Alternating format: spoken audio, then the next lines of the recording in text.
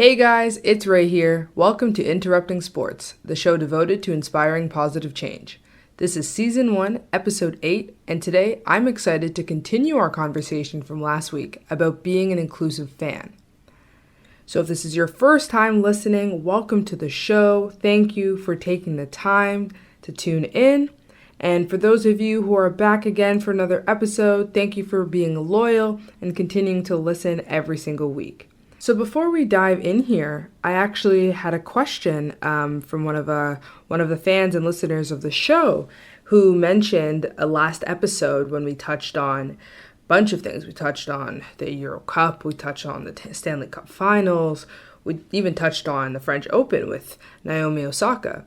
And the question that was posed was, now that we know where fans stand on fan inclusivity, meaning we understand how we operate as fans. We understand that our fandom is very much dependent on the success of our teams, how media portrays athletes, and as well as representation in sports.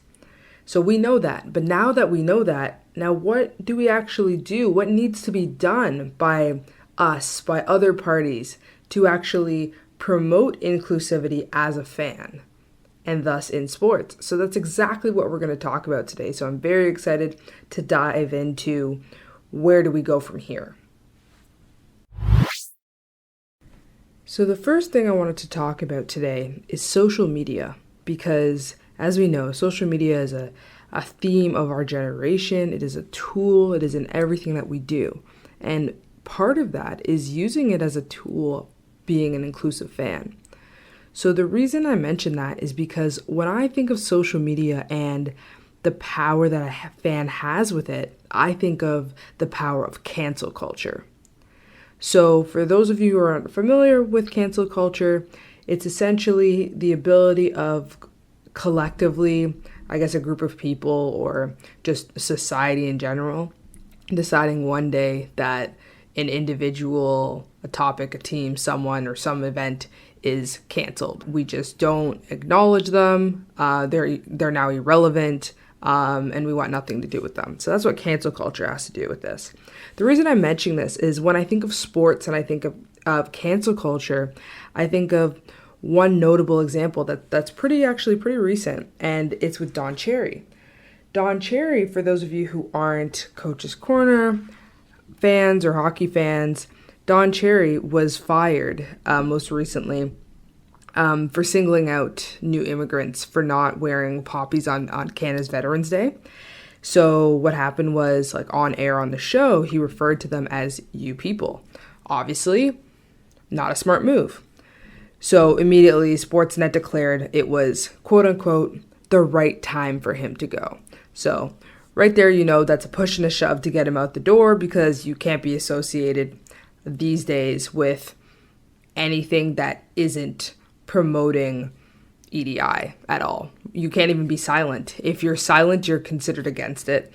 And obviously, if you're saying things that are against it, well, you're out the door and you'll be quote unquote canceled.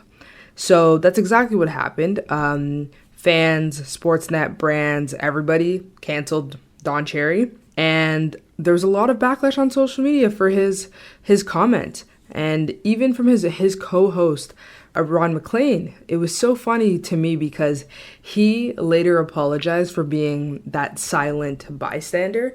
And he apologized. It was something like I'm sorry I didn't say anything. I didn't realize in the moment and I should have, etc. That sort of thing.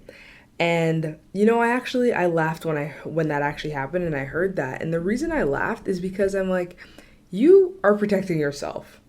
Like, you're not apologizing because you said nothing. You're apologizing because you said nothing, and it looks bad on you that you said nothing. Because let the record reflect that Ron McLean was not fired.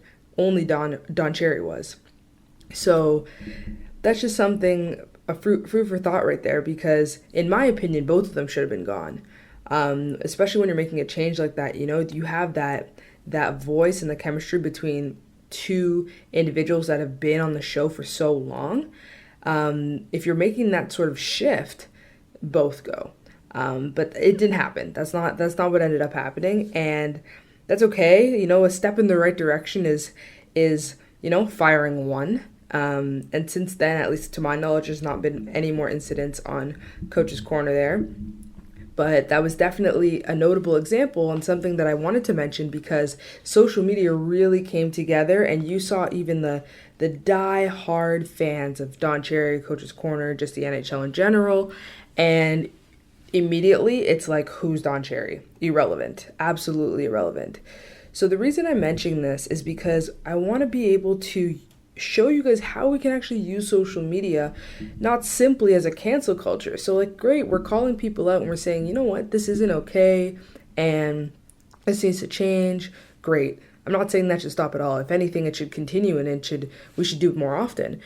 But as well, what I'm saying is we should use our voice to empower people. So not simply bring people down, but bring people up. So if we're noticing, hey, so-and-so, some company is, doing a great job with this, why don't we highlight the fact that they're doing such a great job and share that message and support them so that they continue to make those efforts rather than wait for the moment that they mess up and then call them out for messing up.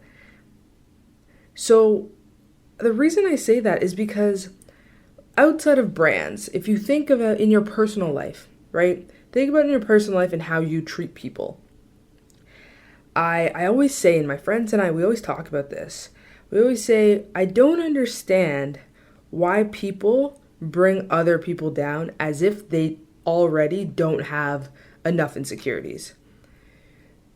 So the reason I'm trying to put this into something that's relatable, because I think everyone can relate to having your own insecurities, of course. And imagine you're just, you're sitting in a room, you're thinking of, the worst things about yourself in your opinion. And then someone comes up to you and points out those very things. And that's not something that you need. Rather, you need either someone to lift you up. You don't need someone to gas you up necessarily. Obviously, who doesn't love being gassed? But the point here is that you need someone to support you so that you can change your perspective and look at yourself in a better light and say, actually, this is what I have to offer. So let's do that in the sports industry. Let's do that when we look at companies, we look at their efforts, we look at teams, athletes, coaches, anyone else who's involved in the industry and in the game, and let's exemplify them for their efforts. And then that would allow us to inspire other people to do the same. So I invite you to be more positive, there's enough negativity in the world, and yes, we should point it out, but I feel like we can also make an effort to be more positive as well, especially in these kind of situations where we're already dealing with a heavy topic. Now, another thing I wanted to mention, another stakeholder here, is directly simply our sports organizations and businesses, as well as our professional leagues. And I'm bringing up professional leagues here because this is where I see precedents take place. This is where being the first matters here. And I think that translates perfectly to representation, to inclusivity on all fronts, not simply fandom. A perfect example of that is with the Raptors, Toronto Raptors in the NBA, and what they have done with Black Lives Matter. So over a year ago now, after George Floyd's death, the Raptors were quick to respond and support Black Lives Matter and use their voice, as were many other players and teams. I'm just highlighting the Raptors movement here because they did many things, from one, putting their team bus, supporting Black Lives Matter. They had paraphernalia and just having that messaging. They also recently launched Inspired Apparel with where 100% of the proceeds all support local organizations and not-for-profits in Toronto. And then the most notable example, which is why I really brought up precedence here, is replacing the names on the back of their jerseys in support of George Floyd and Black Lives Matter. And the reason I did that is because the second that happened and all the hype on social media surrounded them, guess what every other team, every other league, every other organization did?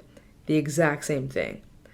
So the reason that this is crucial to bringing about change is because it's the mindset that branding works, advertising works, it matters because leagues follow each other, businesses copy each other. There's no copyright when it comes to your social movements here because if anything, it's better. The more people that are doing the exact same thing, the louder it is, the more attention it draws. So we just need that first athlete, team, league to put in that effort to do something that challenges the social norm and what is considered acceptable in society. And others will follow. But that voice has to be continuously echoed. And that's the key here. Now, the final stakeholder here that I wanted to mention is probably the greatest because it affects everything I've mentioned so far, and that is politics. I don't speak on politics too often, but when it comes to sports, you can't avoid it. So the reason we're talking about politics is because I want to mention an example that directly relates to our last episode, and this has to do with the Euro Cup and the UK soccer team. In particular, speaking to the action, or actually the lack of action, of Boris Johnson, Prime Minister of the UK. The reason I'm mentioning that is because Boris Johnson, this was during the Euro Cup, he failed to call out UK fans who were booing England players, so their own team's players, who took the knee during the Euro 2020. And that's awful. That's one thing is you see a team that's not only not supporting their team, but they're also discriminating against them. And on top of that, the leader of their nation condemning them for it. So why is this so important? Why is it so important that individuals such as Boris Johnson and those figureheads, why they have to do that? It's because representation from the top also matters. We talk about feeding in through representation, right? I've mentioned that in a couple early episodes where having representation in professional leagues, for example, for players inspires youth to follow, which is great. But that's the same with change off the court and off the ice. If you have a prime minister who won't say anything about these kind of behaviors, well, guess what? Then society is going to believe, oh, you actually know this is okay. This is okay, and this is actually what we represent, because you can see that not only do we get away with it, but nothing is said about it, which means there's no issues here. And that's a problem, because that's when you get into the sentiment and the thought process where you're blinded because you fail to see how your actions implicate others and affect others. Because over time, as you accept these kinds of behaviors, though they may seem small to some, over time these add up, and this is how systemic barriers are put into place. It's little actions. And I know you're probably thinking, wow, Ray, this is really a jump that you're going from booing players. And I'm like, no. It's because it's not this one action. It's little actions when you bring them all together and you put people in places of power that are able to put into place policy and regulation. That's when those barriers are put into place. So it all starts from the little things. The little things do matter, because systemic issues require change in policy, because systemic issues are caused and placed by policy. And so policy is the only way to get them out. So this is why I said you can't really ignore politics here, because they go hand in hand. Okay, so we've covered a few things here. We're talking here, this episode is Inclusive Fan Part 2, right? So I'm trying to explain to you guys of where do we go from here, knowing how fans are, knowing that we over-exaggerate, we believe as fans that we are entitled to putting athletes in their place because we feel that we are coaches or in a position of power, and we go overboard. And so these are ways and tools and crucial individuals, people, and stakeholders that need to address this by doing their part. And we talked about how they do their part. So the first thing we talked about was social media, right? We talked about the power of cancel culture. And we talked about, with the example of Don Cherry, how we can turn that around and not only stop with cancel culture, let's continue that, but let's also use our voice to empower those who are doing it right. So we're not just being negative and saying, this is what's wrong, this is what's wrong, and this is what's wrong. We're also saying, in addition, now this is what's right. So we're changing the narrative a little bit. Then we also talked about organizations and leagues and their ability to use precedents and put them into action and have other leagues and other businesses replicate what they're doing to empower and echo voice. So the example we used there was with Raptors and their Black Lives Matter movement, and that's triggering the rest of the NBA to support Black Lives Matter. Not that they weren't going to do that in the first place, but there's always that domino effect, right? There's that first domino, and the Raptors, that's who started that. And then finally, we went into politics a little bit, and we talked about, with Boris Johnson, how representation from the top being a figurehead and how that's crucial to sports, because these systemic issues that exist in all industries, including sports here, all comes down to policy, regulation, government, and hence politics. So really the key takeaways for today is understanding the fact that sports and politics are intertwined. So we have to acknowledge the fact that sports has the power to influence politics and vice versa. So we need to be able to use that to our advantage and understand the key players here to bring about positive change. Secondly, we have to understand that social media is a powerful tool, so powerful that it'll crumble someone, no matter their reputation, within one post. And so we have to understand that we have to figure out how we can use social media effectively and not simply be loud, but be smart and intentional and consistent with our voice so that we can be the most influential voice. Because collectively, social media, you can't stop social media. It doesn't matter, like I said, your reputation, that voice that social media has overpowers everyone. And finally, it's the matter of precedents and how they work.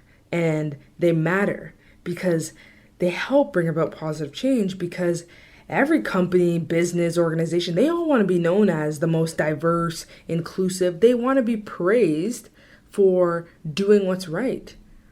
Right? It all comes back to CSR, corporate social responsibility. They want to be known for that. So we need to trigger, like I said, that domino effect. We just need that first domino to be knocked down and to hit every other one in the right direction. And that direction is through inclusion. All right, guys, that brings us to the end of today's episode. Thank you for taking the time to tune in. Please show some love to your favorite podcast by following us on Instagram at Interrupting Sports.